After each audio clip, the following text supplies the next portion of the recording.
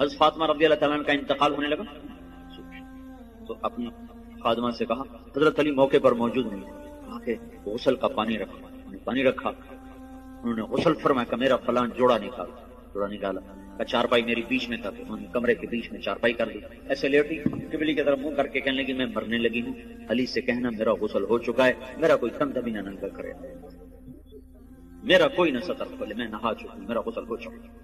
ان کو مرنے کے بعد بھی یہ فکر ہے کہ میرا کندھا ننگا نہ ہو۔ آج کے لباس نہیں دیکھتے ہو، ساری کمر ننگی ہو رہی ہے، سارے بازو ننگے ہو رہے ہیں۔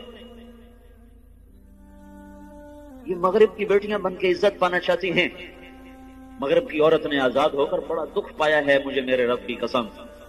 اس کی آزادی نہیں، ہلاکت ہے، ہلاکت۔ میں آپ کو چھپاؤ چھپاؤ چھپاؤ، جتنا چھپو گی اتنا اللہ کے نام روشن ہو جاؤ گی، جتنا ظاہر ہوگی اتنا اللہ کی نظر میں ذلیل ہو جاؤ گی۔